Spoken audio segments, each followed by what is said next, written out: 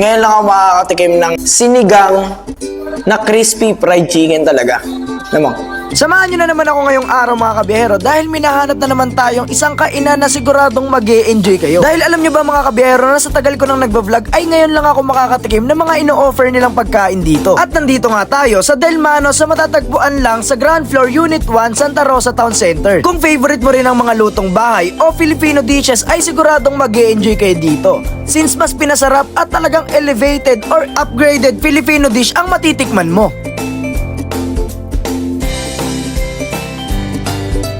Sa paggagala nga natin dito sa Santa Rosa ay nahanap natin tong Del Manos na nag-o-offer ng mga kakaibang pagkain. Hindi ko in-expect guys.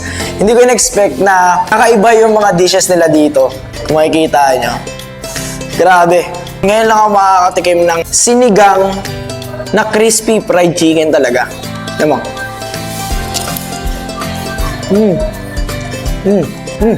Sarap. Masarap siya.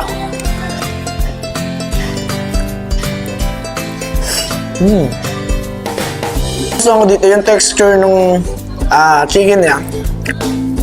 Okay na okay. Ang lambot.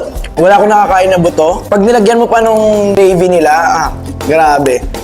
Panalong panalo. Sobrang solid. Tikman nyo dito to.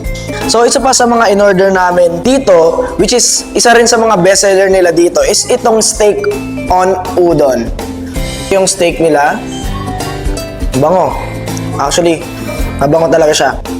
Tikman natin yung steak nila kung ano yung lasa. Malambot nga. Sobrang lambot ng steak. Kung nakatikim na kayo ng beef steak, ganun siya niluluto pero pork yung ginamit sa kanya. Kaya malambot. Then, tikman natin siya sa may udon. Tikman natin. Ito naman yung fat meat steak na sobrang lambot. Yung nasa udon, ayun din yung nilagay dito sa bakonyelo na dessert. Tsaka meron din pala sila ditong coffee. Ayan. In-order ko is yung Spanish latte.